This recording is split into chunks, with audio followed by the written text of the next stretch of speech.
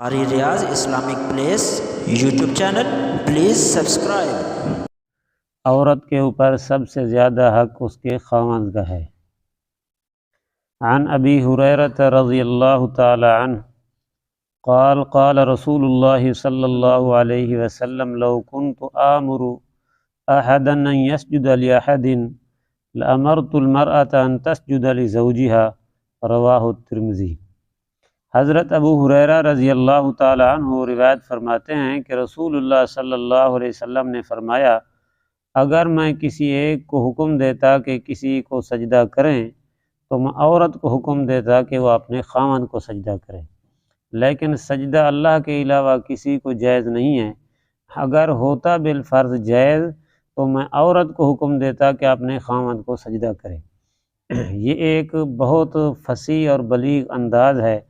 کسی کا حق کسی کے اوپر سب سے زیادہ ہو، اس کو اگر کسی فصیح اور بلیغ انداز میں بیان کیا جائے، مؤثر انداز میں، تو اس سے زیادہ مؤثر اور فصیح بلیغ انداز اور کوئی نہیں ہے جو اللہ کے رسول صلی اللہ علیہ وسلم نے بیان کیا ہے۔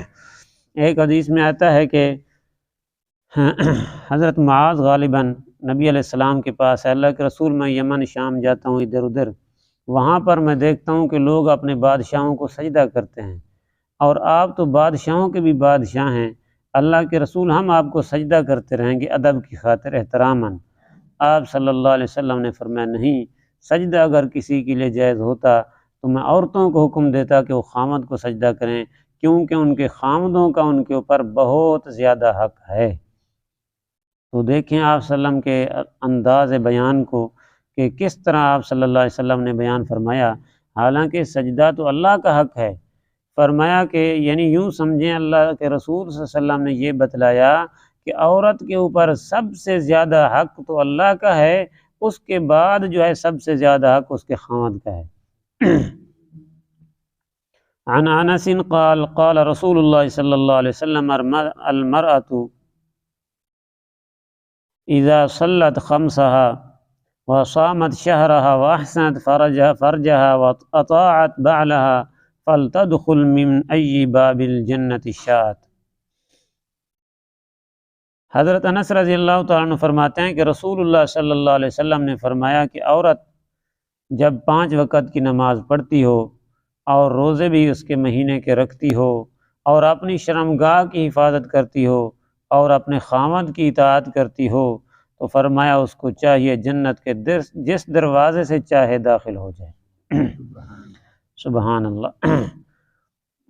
آگے دیکھیں، عن ام سلمہ قالت قال رسول اللہ صلی اللہ علیہ وسلم ایما امرأة ماتت وزوجها عنها راض دخلت الجنہ۔ حضرت ام سلمہ رضی اللہ تعالی عنہ کہتی ہیں کہ رسول اللہ صلی اللہ علیہ وسلم نے فرمایا، جو عورت ایسی ہو کہ جس کا خاوند فوت ہو جائے اور وہ اس سے راضی ہو کر جائے، تو فرمایا اس عورت پر جنت واجب ہوگی۔ ایسے سمجھو کہ یہ عورت جنت میں داخل ہوگی۔ یا ایسی عورت جو وہ عورت فوت ہو جائے، اس کا خاوند اس سے راضی ہو، تو سمجھو یہ عورت جنت میں داخل ہوگی۔ یعنی خاوند کی رضا عورت کے لیے جنت کا سرٹیفکیٹ ہے۔ تو اس لیے یہاں پر جو ہم نے حدیثیں پڑھی ہیں، ان حدیثوں میں تو یہ بیان تھا کہ عورتوں کے اوپر ان کے شوہروں کا، ان کے خاوند کا کیا حق ہے۔ آگے حدیثیں آ رہی ہیں، انشاءاللہ کل سے پڑھیں گے کہ مردوں کے اوپر عورتوں کے کیا حقوق ہیں۔ دعا فرمائیں اللہ پاک ہم سب کو عمل کرنے کی توفیق نصیب فرمائے۔